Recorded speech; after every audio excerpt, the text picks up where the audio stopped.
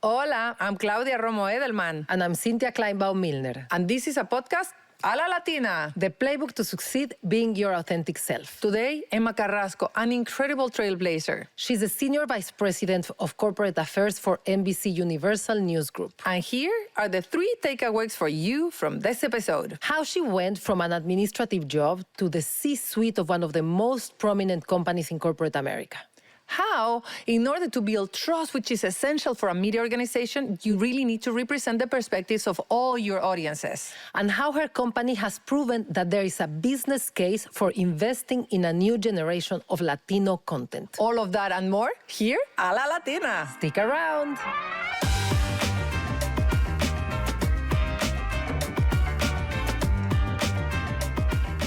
Today, an incredible guest, Emma Carrasco. Emma is the Senior Vice President of Corporate Affairs for the NBC Universal News Group, which includes NBC News, MSNBC, CNBC, Telemundo, and NBCU Local. She was previously Senior Vice President and Global Engagement Officer for the National Geographic Society and served as Chief Marketing Officer and Senior Vice President of Audience Development of NPR. Over the years, Emma has also contributed her skills to República Havas, Nortel Networks, McDonald's, Univision, and Fleischmann-Hillard. She's been the recipient of numerous recognitions over the years. Was recently named to the Most Powerful Latinas list by the Association of Latino Professionals for America and was named a 2023 Rising Star by Latino Leaders magazine. She's also a board member of Direct Relief, which is a leader in providing medical humanitarian aid to those in need. Its mission is to improve the health and lives of people affected by poverty or emergencies. And she's also the board member of a really cool company called Toast Ale Ltd., which is a social enterprise that tackles food waste by turning surplus bread into beer. Emma, welcome. What a bio. Such an honor to have you here. Thank you both so much for this invitation. It's really so generous of you and what you're doing to shine a spotlight on Latinas and the unique leadership style of Latinas, I think, is a benefit to everyone. So thank you and congratulations for doing this work. Thank you, Emma, and thank you for being here. Let's dive right in. Tell us about you, your upbringing. What was the background that made you be who you are today and what you do? I am a first-generation American. My parents immigrated from Mexico, and they ended up in California, and that's where we were born and raised. And like many first-generation Americans, I was instilled with a love of family, a love of community, and a real dedication to a strong work ethic. And so I think like many of us who grow up as the children of immigrants, we bring something that is really intangible to whatever it is we set our hearts and minds to achieving. And so I am so proud of the family that I come from, and I'm also proud to represent the huge dreams that they had for all of us, for me and my siblings. And everything that I have done in life and in career has been a tribute to my parents. And so that is my highest and most important source of inspiration and strength. So tell us just a little bit more about that installing of your dream big attitude. Were they like, mija, look at the stars, you can get there? They had dreams of their own. They had huge dreams, which are the dreams that propelled them to come to this country. And so I always say, have a big dream, have a big, bold, ambitious dream, because that sets you on your path. And the other thing that they showed me was that you just have to put in the work. And you have to dedicate yourself to being educated, to constantly learning, to constantly improving your skills, to exposing yourself to different people, different cultures, different countries, different languages, different foods, different literature. Expose and expand your perspective each and every day. And then the last thing that they taught me, and this is especially true when I think about the summers that I spent in my mother's hometown in Durango. She was in this little pueblito called Garame de Abajo, which was next to Garame de Arriba. Wow, I never. Is this a joke or it's for real? It's a for real name. You know, wow. these ranchitos in Mexico, they have these names. And these were fierce women who lived off of the land. They were so resourceful, so creative with what they had. They were generous of spirit, and they worked and they toiled all day long. And at the end of the day, you sat around a circle and you told the stories of the day. And these women, they laughed and they were funny and witty. And so it taught me the importance of taking your work seriously, but not necessarily taking yourself too seriously. And they taught me the importance of having a love of life, the importance of laughter, the importance of leading with joy and optimism, because that gets you through a lot. And as you go through building a career like the kinds we have, the ability to laugh is really important. And the ability to finish every day and every cycle with a circle of women around you that can, that can share their day so that we can share the access code. Exactly, Fantastic. exactly. So just going back to your family, what you're saying, or I hear you saying that being connected, having a network, asking people for their perspective. If I hear you talking and I don't know anything about you, I would think, oh, she must have had all these people around her that already had walked the walk. But since your family came from Mexico, you probably didn't have an uncle or your parents to ask them, how do I climb the ladder? Which job should I take? What career should I even study? What was your playbook to make decisions, to know what you were supposed to do if your family and your immediate network wasn't there to guide you? And was with a ranchito. Yes. Exactly, you're right. Well, first of all, I didn't even know that there was a ladder, right? Yeah. Like I didn't even know that a corporate ladder was a thing. I was lucky enough to get an education, right? Like many of our parents, that was really important. Yeah. And so in the process of trying to figure it out, I knew that I needed to graduate and I knew that I needed a job. Yeah. Right? That was like just step one. But there was no one, we were all kind of in the same boat, and there was no one really to show us the path. So we were showing each other the way. And I remember my very first job was a secretary. That was the title. I was a secretary for a small public relations agency. And the agency was acquired by Fleischman Hillard. And it was when I got to Fleischman Hillard that I realized, oh, there were all these other jobs that people grew into. You started as an assistant account executive, and then if you did that job well, you became an account executive, and then an account director, and then a vice president, et cetera. And it was there that I was fortunate enough to have a boss who was Latino. And that set me on my path. His name was Steve Moya, and he was my first and most important role model because he understood me culturally, and he was ascending in his own career and willing, if I worked hard enough, if I met the right standards of excellence, to help me move along as well. And so that first mentor was everything to me. And I don't know that I would have had the connection had he not been a Latino. So he was a mentor and then a sponsor, from what you're saying, because he kind of took you with him. That's so right. Steve Moya? Yes. Steve Moya, thank you. And everyone else, be a Steve Moya. 1,000%. And we have heard, and I have to tell you, after just listening to this, I know you for a number of years now, and I have always respected you and admire you, but now just like my admiration grew 1,000 times deeper. Thank you so much for sharing your story. And I do think that for a lot of our guests, there's similar roles that their family have played, which is one is emphasis on education, and number two, either don't limit the dreams or at least encourage the big dreams. And I think that for all of us that now are parents and can play that role model, be the Steve Moya and be the parent that is, focusing on the big things. Thank you for sharing that. Thank you, of course. Okay, so you have a title that I don't understand what it means. It sounds legal, but I don't think it's legal, corporate affairs. So can you tell us what your job is? Well, I'm so lucky to be able to work where I work, which is the NBC Universal News Group, which, as you said, is a pretty vast portfolio of news brands and shows and platforms. And there is value in having that portfolio, but it is magnified when you're able to connect the dots across the portfolio. And so that's a lot of what I do as head of corporate affairs for the NBC Universal News Group. And then the other thing that I do is really develop relationships with the communities that we serve and the communities that we need to represent.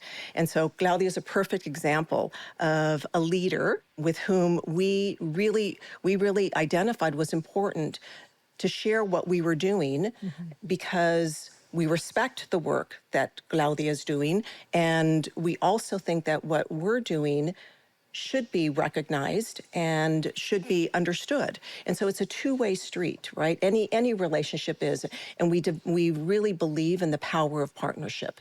And so a lot of what I do is establish those relationships and work those partnerships so that there is mutual gain in the kind of stories that we tell and the kind of storytelling that we put out into the world. Before we started shooting, you explained this to me a little bit, and it just reminded me of almost every interview we've made where our guests have said, Latinas are great at connecting people, at getting people to collaborate. So I can't imagine anyone doing this job that is not Latina, you know? Like, I mean, the way that you grew up probably prepared you for this role.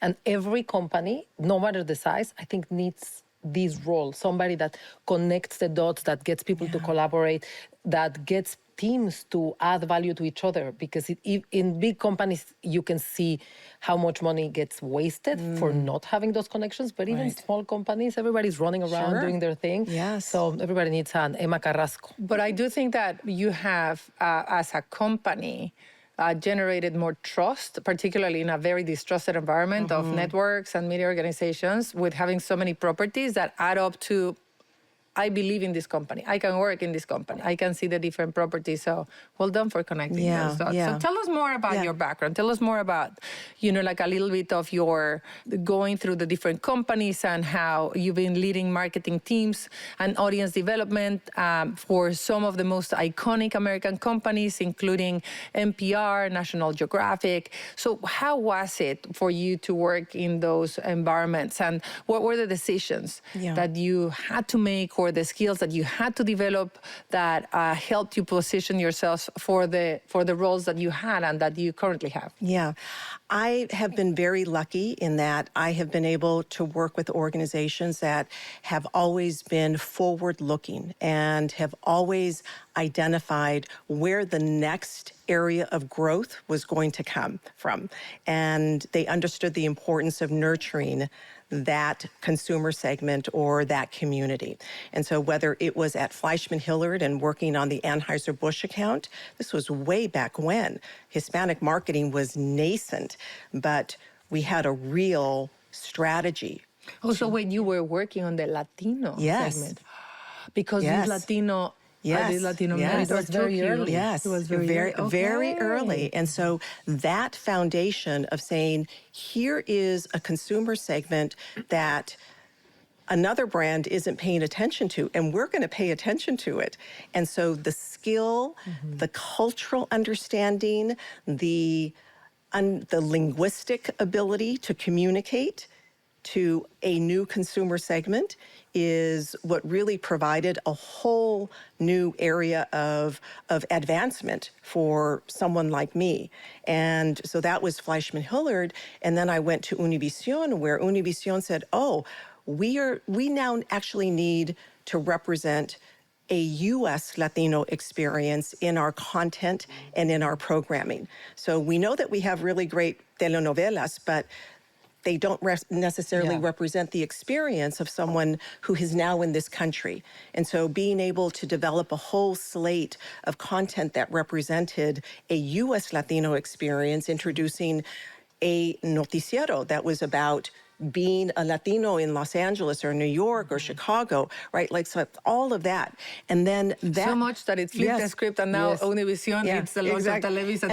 And then the same thing at McDonald's. McDonald's was an early mover in connecting with communities of color. So at McDonald's, I was responsible for developing Hispanic outreach as well as outreach to African Americans. And that was huge, right? And again, it just provided a lane that no one else was in. And so I had an opportunity to really design that with management, and it was really great very, very early on. And then that led to an opportunity to test my skills still in the same culture and language, but not in the United States, right? So what was happening in the Caribbean and Latin America? And a company like Nortel Networks recognized that this was a fast growing part of the world that could accelerate their growth, particularly when it came to cellular technology and wireless technology. So that was another door opened because I had skill that was related to the function that was necessary, but also because I had cultural and linguistic skill. And that was really, really fantastic. So cultural and linguistic skills seems to be your superpower. Yeah, it really is, and it allowed me to go to parts of organizations that were just getting off the ground, and that was always really exciting. So being able to build that, form what that strategy was going to be, and then leading teams that would execute it. I mean, I feel like you have either a crystal ball, you were like the OG of diverse audience development, and one has to wonder how much you were in the right place at the right time, or how much you drove, because I'm sure you had to convince sometimes those organizations that it was the right thing to do, the investment. Well, I think it goes back to my formation, right? That you always had to put in the work and you had to be prepared. Because what is it? That luck is when opportunity meets preparation. Exactly. And the opportunity was there. Yeah. And I was prepared to take advantage of the opportunity. Exactly. And I think that's a really important lesson that so many of us have incorporated into our lives. And so did you graduate from the Latino affairs into now a more general? Nortel Networks was the first one that gave me a global opportunity. So after I led marketing and comms for the Caribbean and Latin America, I eventually became head of global advertising for Nortel Networks. And so that was just a whole new scope that was far beyond U.S. Hispanic, and it was great. But U.S. Hispanic is what got me there, right? It's so clear to me that was the reason that I was able to step into that role. And from there, I went to República Havas. So I went, back to multicultural, and then I went to NPR, which was everything. And NPR was also an opportunity to help bring in a new generation of public radio audience. And that generation, because it was younger, was just naturally going to be more diverse. And so the content had to reflect that experience in the U.S. And I would love to role model, I think that the transition between understanding general market, Latino market, and the relationship between both. And also if you put the global perspective, but it is not, when you're talking to Latino market, it's not only targeting Latino market. Modelo is the #1 beer in the country, and it's not drunk only by Latinos. We're not doing all that. We're not bumping the consumption on our own. It's everybody wants to taste something that is Latino in the beer. Right. And how does that translate the Latino market to the general, to the general mainstream? If you want, that's for me, if you're listening and if you're curious, I think that you have to understand the operations of your company in order to get to the leadership of your company. And when it comes to marketing, you want to make sure that you understand both, and that it is because you are Latina, not despite you are Latina, that you're able to understand and open new markets. Yeah, that's exactly right. So making Latino content mainstream. How do you feel about where we are today, from like creating Hispanic content only for Latinos to making it more mainstream? And if you can also talk to us about the decision of making the show from John Leguizamo, Leguizamo Does America. which is mainstream, right? Everybody is for everybody's consumption. So how do you feel? Where are we? Are we in the right track? Do you feel like we need to accelerate it? How is the masses consuming content that is meant to showcase Latinos in the U.S.? I think to answer the fundamental question, I think we have made so much progress based on where we started, where we've been. There's still room to grow. I think it comes down to two things. Building trust with audiences for a news organization is essential. Trust is our currency. The next thing that it has to be is excellent. Just excellent, high quality content. And so for us, the way that we build trust with audiences is ensuring that we represent all the communities we serve, that we represent them across all dimensions of diversity: gender, race, geography, socioeconomic background, and diversity of perspective. And that doesn't happen by accident, Claudia. The reason that I joined the NBC Universal News Group was because Cesar Conde was chairman. And I knew his commitment to excellence. I knew his commitment to building trust with audiences and his ability to be bold. And what we have achieved is pretty remarkable. The numbers speak for themselves. NBC Universal News Group has to deliver business results. And so we are there in terms of audience, in terms of representation, in terms of performance on all metrics. And so what it has shown us, and we say this all the time, the playbook is here. Please, industry, use it, because we need everyone to do this, is you make a commitment to build trust with your audience. And when Latino audiences see something like Leguizamo Does America, they see themselves reflected. But non-Latino audiences also appreciate the excellence of that content, the high quality production that is entertainment. And it has been the highest rated show in its time slot on MSNBC. Full stop. Full stop. So it tells you that excellence in content is excellence in content. And John would be the first person to tell you that. John certainly wants to represent our community and has done so well. But for so long. But Leguizamo Does America has been greenlit for a season 2 because it delivered. It delivered on audience.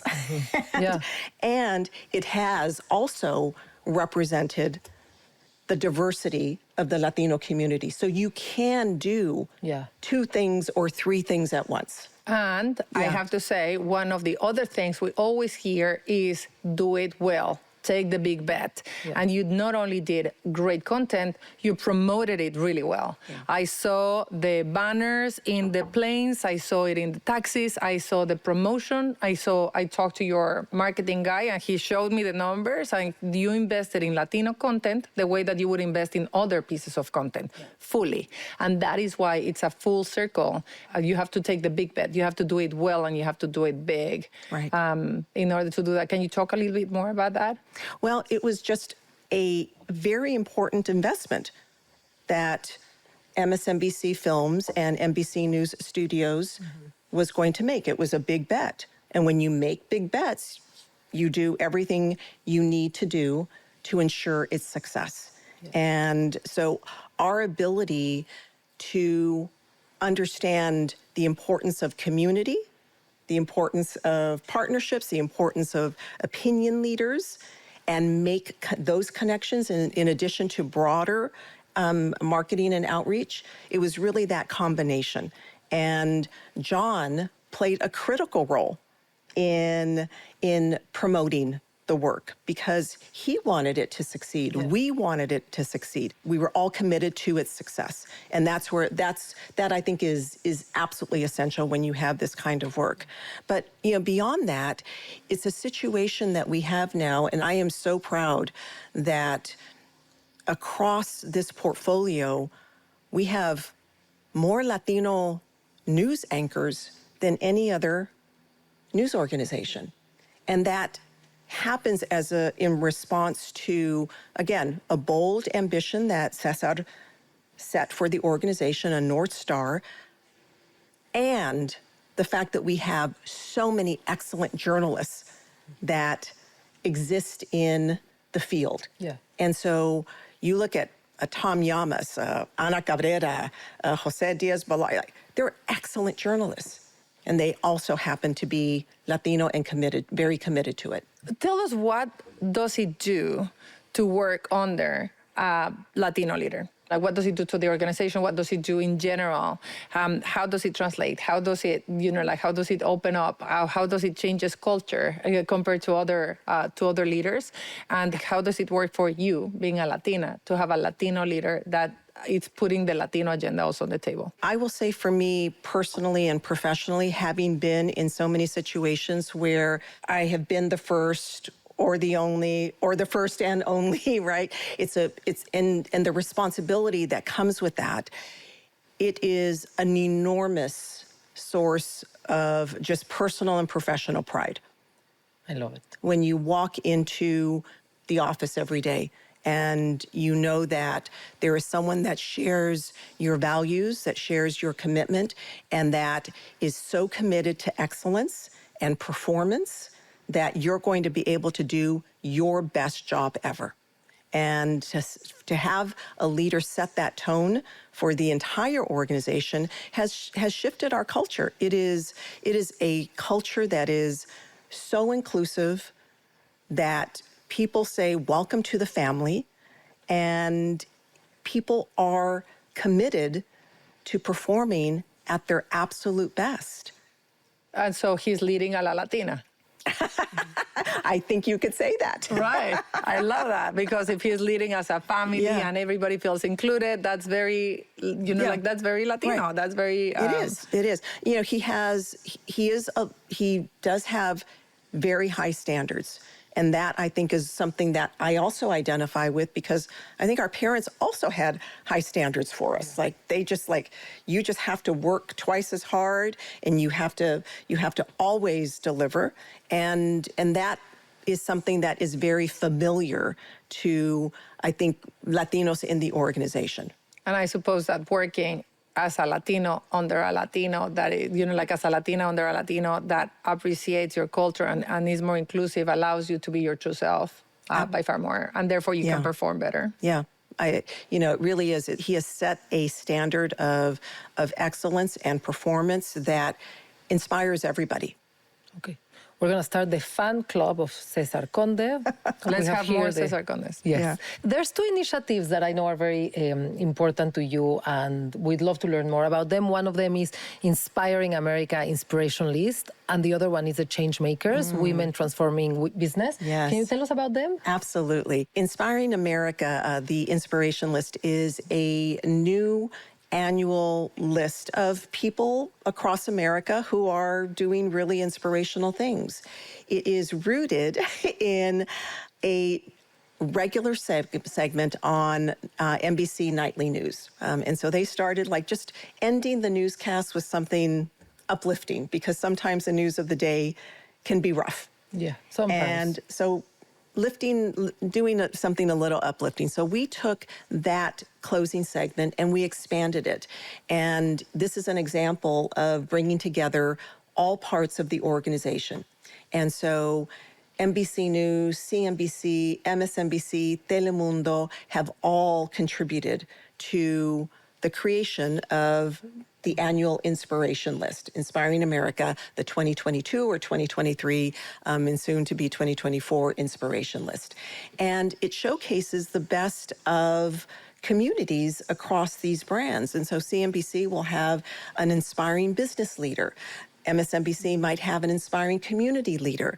NBC News might have an inspiring entertainer. And so you bring all of that together. And I'm so proud because the list has been diverse from its inception. And in this past year, we included Eva Longoria, we've included Rita Moreno, Lin-Manuel Miranda, and they've told their story to the rest of America, which is really, really, it's great. All their stories are inspiring. So that's the inspiration list. It brings all of our brands together and celebrates something that is truly uplifting in our country. And how much we need that. Exactly. Yes, optimism. That's And exactly how much right. we need that. And the CNBC Changemakers list, this one I'm very excited about because it's brand new, and this will be an annual list. The first one will be What is it published. called?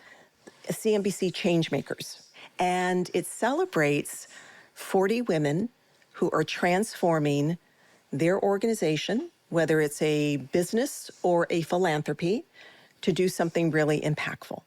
And it is rooted in a book that CNBC's Julia Borstein wrote, which is called How Women Lead. And what she found when she interviewed women leaders is that we lead from a place of empathy, of vulnerability, and the importance of bringing community together to solve problems. So communal thinking. And I think that's something that we can all identify with. And she also noted that it's only about 10% of CEOs of Fortune 500 companies who are women. We know that's even lower for Latinas. We know that she says that about 3% of all venture capital funding goes to women-led startups, and that something needs to change in that equation.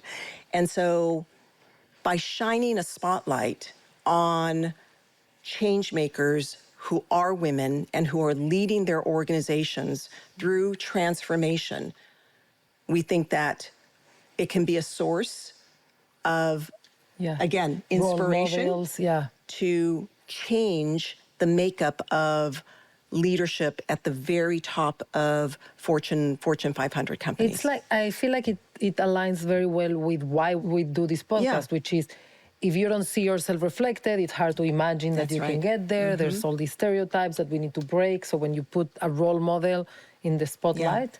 I absolutely believe that change makers are a strategic part of any social change that you want to do. Because if people feel that it is cool and celebrated to be vested in the future of your community, there's more and more people that will be part of that change. While you see that if you see that as a responsibility of someone else, the government, we're so, like whatever it is, then you're never gonna get involved, and therefore change is harder. So I'm 100% for change makers, and we can't wait. It's a fantastic advisory council that has been organized. It includes 2 Latinos, myself, and Oscar Munoz, the former CEO of United Airlines. I love that. Yeah. I love that. We have a similar idea of doing it only for Hispanics, like a Hispanic change maker. Fantastic. That we're launching with Ashoka. Yeah. Anyways, so it is great, and we should actually join forces in saying why is it important to be a change maker. I would like everybody to have it in their title, like I'm an activist, I'm an advocate, I'm a change maker, because that's the way in which I think that we're going to generate that. You definitely are, Claudia. But like every one of us should feel that that's really cool to do. Yeah. I wanted to go back a little bit to what we were talking about of being yourself and being able to feel proud when you come to work. So now you're in the paradise of being, like in an organization that is inclusive, that has one of the highest ranking Latino leaders, that has bold goals, but also an understanding that if you don't reflect the communities you serve, you're not going to generate trust. And if you generate trust, you're going to have an audience forever. And therefore, you can start producing really successful content through your life, being a Latina. Has it been a pro? Has it been a con? When were there bruises? When did you have to dial down and hide it? When did you, put it forward? The good, the bad, and the ugly. Yeah, I will say that as I started, because I was the first. I was the only. It was terrifying. How was I going to learn? Who was going to teach me? And I just had to dig really deep and try to figure it out on my own until I met Steve Moya. And even then, entering a room when you didn't have the wealth of experience that others who had entered the room had, boy, like not knowing how and when to ask a question, to contribute an idea, all of that. I went through a period in my career early on where it was really challenging because I just didn't have the playbook. And I thought, well, I can either continue being afraid or I can be okay with making some mistakes. And I said, like, Steve probably made some mistakes along the way. And so I was able to talk to him about it. I talked to my parents, and not everything they did was exactly right. I said, oh, well, okay, so like, I guess making some mistakes is part of the journey. And I know how resourceful Latinas are. I know that we have the ability to look at things from all these different perspectives. And I thought, like, I am an American. I also feel very Mexican. And so my ability to have different views on a challenge or an opportunity, I think really helped me because I wasn't siloed in my view of the world. I couldn't be because I'm bilingual and I'm bicultural. And that, once I recognized the superpower that is, I was able to then take advantage of all of these opportunities that presented themselves. But first, I went through a period where I was terrified and I just didn't know how to make it or if I was going to make it. We've heard some of our guests having like pretty, I guess, traumatic experiences with being told, with that accent, you're not going to get anywhere. You don't really look Latina. You're lucky. Was there anything regarding being Latina that you have a last name that, I mean, it pretty much says I'm Latina, right, but not everybody knows your last name. Like, right, did you ever have to like very consciously act differently than the way that you were raised? Like, I can tell you, in Mexico, I started my career 25, almost 30 years in Mexico. I used to arrive to the office and kiss everyone in my area, right? Like, you arrive to the office and you say hi by kissing everyone. I showed up here and I realized that people didn't really like me kissing them. So that's a silly example, but do you have examples of things that you actually had to like dial down? You know, I didn't. But one of my earliest experiences of really not knowing the code was actually when I was in the 3rd grade. And the teacher, who was white, we were out on the playground and she asked me to go get her pocketbook. I had no idea what that was. I thought, I don't have no idea what it is. It's like the money where, no, or no? it's a purse. It's a purse. I guess we still don't know. I had no idea what a pocketbook was. And I was afraid to ask. Yes.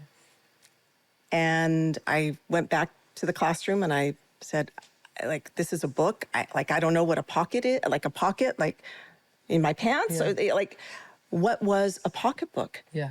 And I didn't know what to look for. And that taught me, after I got in a lot of trouble for not finding the right thing, that you have to ask if you don't know. Yeah.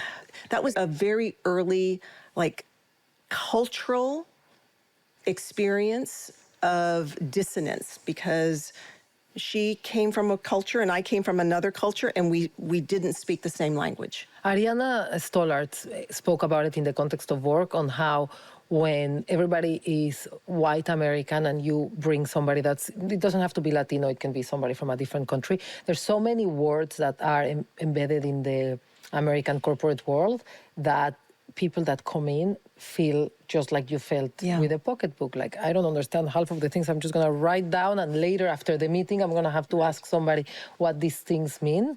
And we should make it more like people Yes. should be comfortable just asking the question. Exactly. Yeah. But there's one thing that I have to say I've noticed, like from the years that I know you, which is, and it gave me a lot of approach with you. I felt that you were very approachable. You're very serious and you're a corporate leader in all senses. And I remember when I met you, I was very impressed.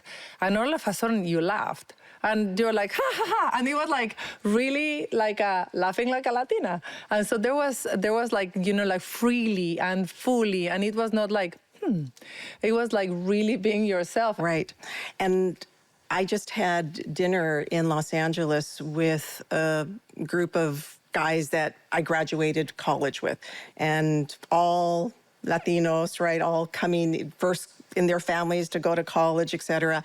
And from my earliest days, my friends, my colleagues, my schoolmates, they know me for my laugh, and that I have never held it back, because it goes, I listened to my grandmother and my family elders in Garame de Abajo, and after a long day sitting around the circle and the stories. Talking about Garame de Arriba. Exactly. And the joy that brought them. And I said, I am never going to lose that. I remember going to your parties, your corporate events, and so on, and there's a bunch of people, 100 people, and all of a sudden there's one laughter that is like, and I was like, oh, Emma is there, like across 100 people. Yeah. And I love that you're able to do that. So just like on the Latinidad, so you said you never had to dial it down, and that's incredible, and you were able to probably navigate it really well. Has it helped you? Like being Latina, has it helped you to stand out, like when you were not doing only the Latino market? Right. And what parts? Right. I think because I was always so proud of where I came from and who I was, and doing things to honor my parents, that if I dialed that back, I would be doing them a dishonor.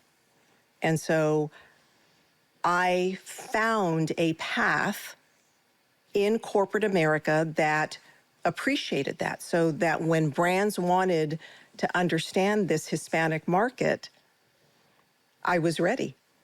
I was prepared, because I never walked away from it. And it was a source of strength and pride.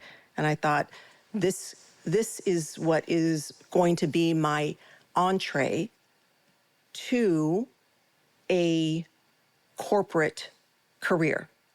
And I did that on the agency side, I did that on the corporate side, and I've done that on the media side.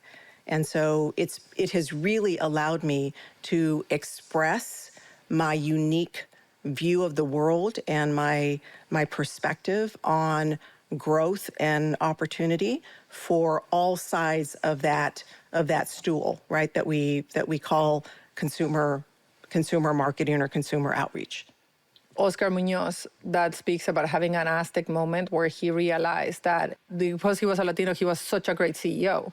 And he never wanted to claim it before, because he was like, it's not because I'm a Latino. Don't put that stick on me to say that I'm a Latino, and that's why I got to be the CEO of United. I was the CEO of United because of my perseverance, by my qualities, my performance. And then after, he said, I had an Aztec moment when I claimed my Latinidad. And I do think that a lot of Latinas that make it to corporate America in senior positions do not have that Aztec moment yet. Seems to me that you had it when you were like a pocketbook moment, but you have seen that. Yeah, I have used it to create a career. Yeah. And that to me is again just really rewarding. The only thing that I would say I at times had to dial back was being a woman, because if you're in the corporate environment in the 80s and 90s, you're trying to dress like a guy, you're trying to act like a guy, and that just felt that was like an out-of-body experience, right? But I remember wearing the suits with the shoulder pads and even a tie, and that's what you did, because you were trying to emulate other leaders, and those leaders were largely men. Yeah, playing the script of a man. Yeah.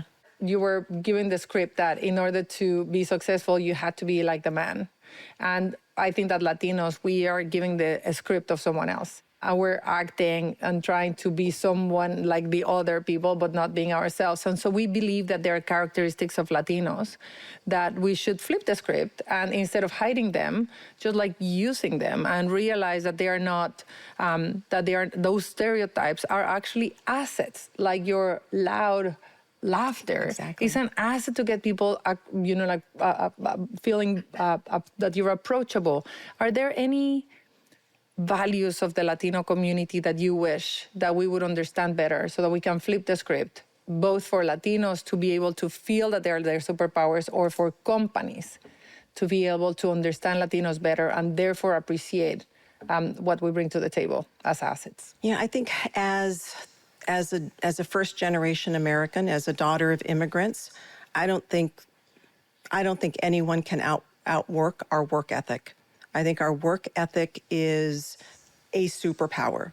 And I think we do it because we want to make our families and our communities proud. And that, to me, is a really distinguishing characteristic. I think our commitment to being excellent is, I think, another superpower. And it is what allows corporations to tap into a source of pride that will help uncover new market opportunity. And I think that being at least bilingual and at least bicultural is a superpower as the world has become so interconnected. And I think having cultural and linguistic skills is something that allows companies to enter new markets at a pace that may be faster than others who don't embrace an employee base that brings that to the table. And so those are some of the things that I think are really unique about what Latinos and Latinas are able to offer corporate America. We haven't spoken at all about working hard as a flipped script. And I still remember, I haven't heard it that much lately, but I remember before, like a few years ago, people still had this idea that Mexicans take siestas. So you would say, yeah, when I was in Mexico, oh, your family takes a siesta, right? Like 2 hours after lunch. Like, I mean, we work so hard. This idea that Latinos don't work hard and that we are the bad guy in the movie or the lazy guy in the picture with a sombrero sitting on the street. Like, let's flip that script because we really do work hard and are, twice as hard. Yes. And the other piece of working hard is that working hard doesn't mean that you cannot work smart and lead. So we cannot be only understanding work hard as in labor, like physical labor. Yeah. So I love that idea. Let's explore more about like how do we bring to the table for corporations how working hard can really bring value to your organization. So we think we're making it every time more. Every time there's more Emma Carrascos, every time more there's more and more of us. But we want to make it in half the time. Mm-hmm. So what advice would you give yourself if you would be 30 years old, which ideally can go and talk to our audience on, like these are the things that you don't have to wait 20 years to get to there? I think that if I were 30 years old, I wish that I would have been able to continue my formal education. I wish I would have had the time, the resources to get an MBA. I believe that higher education is incredibly important and distinguishing. And so I spent time building a career that may have taken me less time had I had been able to continue my formal education. And so I think our ability to continue to pursue education at the highest level is one of the keys to accelerating our ability to lead. Yeah, I mean, I get questions about MBAs a lot because I took my 2 years of going to do an MBA, and I mean, it changed my life. It really gave me so much perspective. Like, it showed me how other industries work. It really teaches you how to be a CEO, you know, because you're like in an environment where you're with very smart people. Just anyway, I strongly recommend that people continue their formal education I do too. You end up getting all of that, even if you don't have an MBA. Later. But if the question is how do we accelerate, that's Go MBA. That's what I would recommend. I would kill myself if I don't ask you this. You're the head of corporate affairs of a news organization. How does it look like in an election year? What is the advice for young Latinas to be attentive to in a world of misinformation, disinformation? What are we looking for? What are we looking at? It is, I think, one of the most challenging and consequential times of our generation, Claudia. I really believe that. And you have to be able to identify news and information that you can trust, because we are surrounded by an ecosystem where anyone can inform, but it's not necessarily backed up by standards or practices.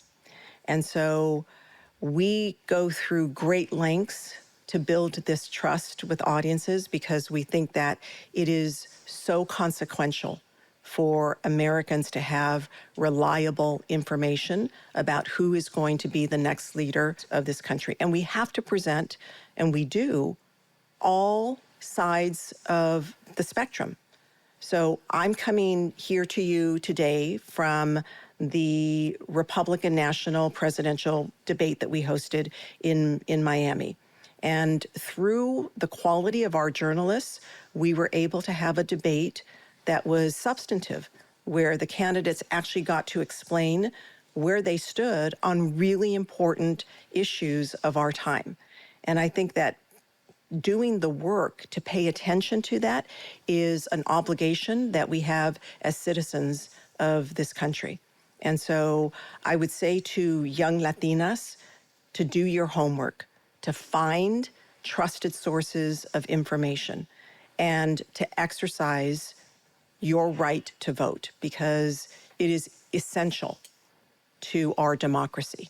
And so we're trying to do our part, and citizens and voters of this country need to do their part. And together, if we both do our parts, we exercise this experiment that we call a democracy. And we are so fortunate to be in a country where that is our aspiration. But in such a polarized environment, and like where does Latino also fall? When I am glad that the coverage will be more diverse and more inclusive, and making sure that all of us are getting the information that we need in order to get that information. But it's really challenging because it's the polarization where we are, and where Latinos fall in that. And Latinos fall on the spectrum of political choice. And we have to respect that, and we have to reflect that.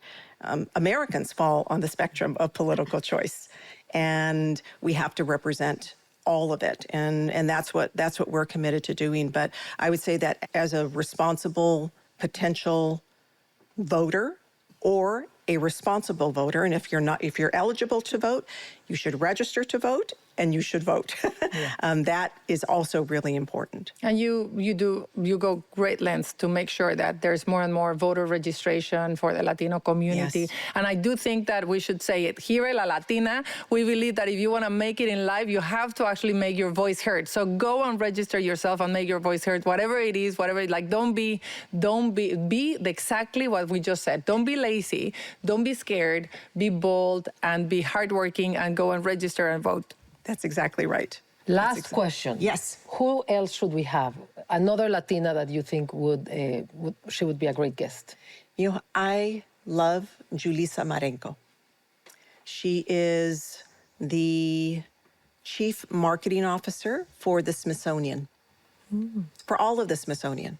Oh, I met her. She's so awesome. Okay, You're right. let's do it. She's a former White House Fellow. she's remarkable. Okay, we'll invite her.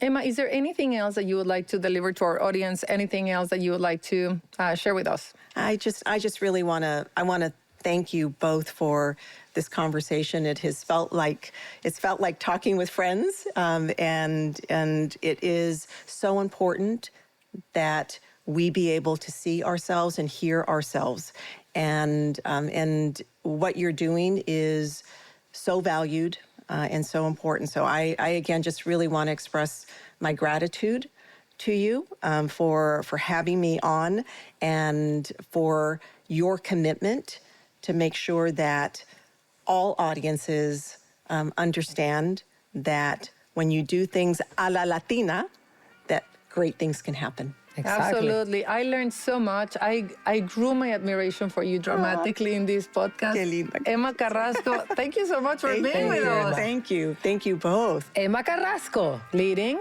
a la Latina.